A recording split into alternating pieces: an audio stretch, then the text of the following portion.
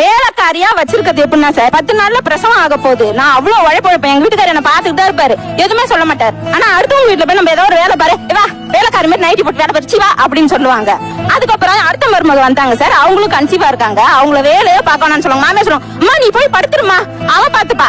அதுக்கு அடுத்த 3வது மருமக ஒண்ணு, அம்மா நீ போய் படுத்துருமா அவ பாத்துப்பா. அப்ப எல்லாம் எனக்கு புரியவே இல்ல சார். லேட்டா ஒரு 10-17 வருஷம் ஆகுது. இப்பதான் யோசிக்கிறேன், ஓ வேலைக்காரி அப்ப நம்ம மூத்த மருமக இல்ல. இன்னும் நான் விளக்கேத்தனது கிடையாது சார். என் மாமியார் வீட்டுல வேற இன்னொரு மருமக இருக்காங்க. அவங்கதான் ஃபங்க்ஷன்ல விளக்கேத்துவாங்க. அவங்கதான் ஃபங்க்ஷன்ல வெளியில போய் சொந்தக்காரங்க எல்லாத்தையும் கூப்பிடுறது மாமியாரும் அந்த பொண்ணும் தான்.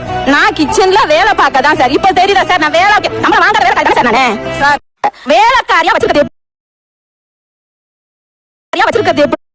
வேலைக்காரியா வச்சிருக்கிறது எப்படின்னா சார் 10 நாள்ல பிரசவம் ஆக போகுது. நான் அவ்வளவு உழைப்பேன். எங்க வீட்டுக்காரர் என்ன பாத்துக்கிட்டு தான் இருப்பாரு, எதுவுமே சொல்ல மாட்டார். ஆனா அடுத்தவங்க வீட்டுல போய் நம்ம ஏதோ ஒரு வேலை பாரு, வா வேலைக்காரி மாதிரி நைட்டி போட்டு வேலை பறிச்சு வா அப்படின்னு சொல்லுவாங்க. அதுக்கப்புறம்